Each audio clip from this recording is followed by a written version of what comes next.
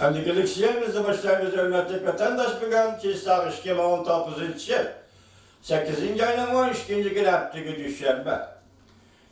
Endike mavda Şangalı köp caydı safçılar bilen namayışçılar ottırsıdı kesken dokunuş yüzben. Safçı tömür yol evizlirge yaş akkuzuduğun bomba attı. Mavzuda haber 8. ayının 11. günü Fransa Halkara Radyosu ilan kılındı. Haber bunda başladı. Şanga Hong Kong hükümetle karşı namayışçılar on haftadan beri kötülü namayış kılıvatıdır. Düşenbe günü 8. ayının 11. günü, Düşenbe günü ve Yekşenbe günü 8. ayının 11. günü Şangay yani Hong Kong, Gaodao ve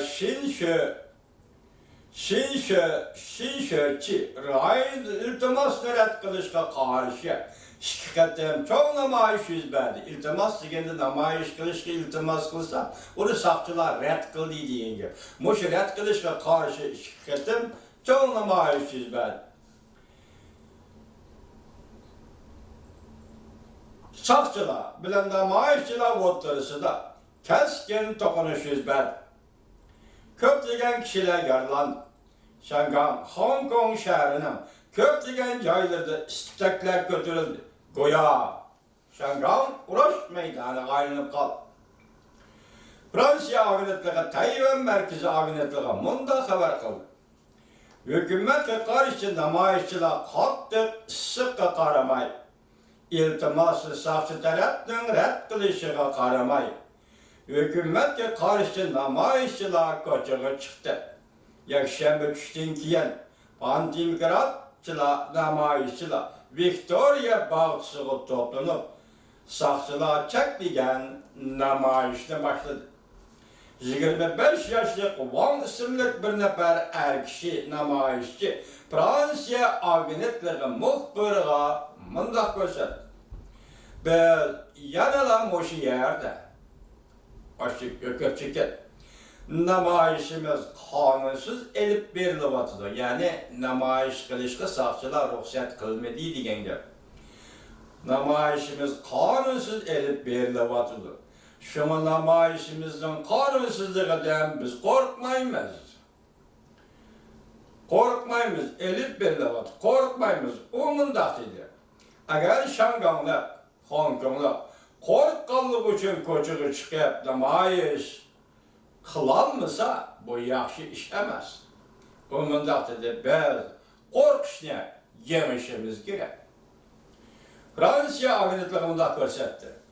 Sakçılar Victoria bağçısı yığılışqa ruhsat kıldı. Kılmın. Lekin namayış kılışı çek dedi.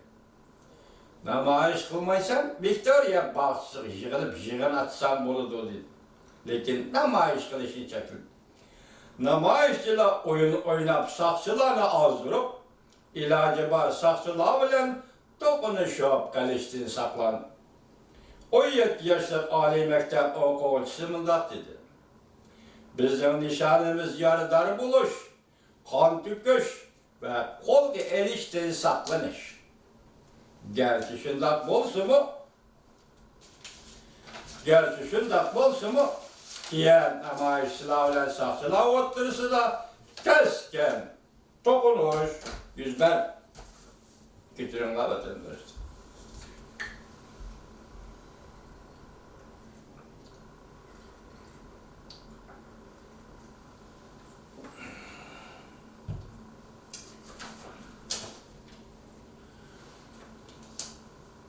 Çay şavzu, saktı idarəsinin sırtıda saktçılar bilen namayışçılar bir yaş akbızıdığın bomba etişti.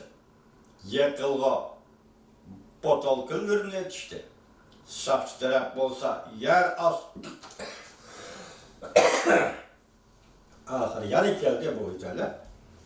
Yaş akbızıdığın bomba etişti. Yekılğı, botol kılgırını etişti. Saktı taraf bolsa yer az tömür yol ponkiti de tersiz.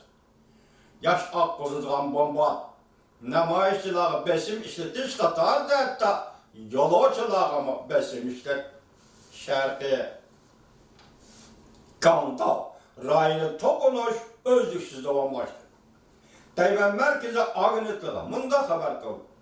Sakçının tasdiklishiga erishmaga rad qilingan ahvolda hukumatga qarshi namoyishchilarni qo'llovchilar 11 kuni tushdan keyin ayrim holda Jiolong va Guangdao rayonida namoyish o'tkazdi.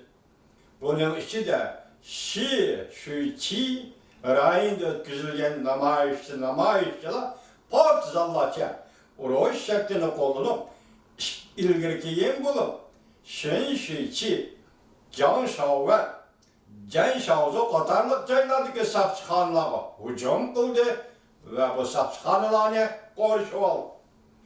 Bu jarayonda namoyishchilar stol bulog'i yamish chiqib, kameraga lay chapladi.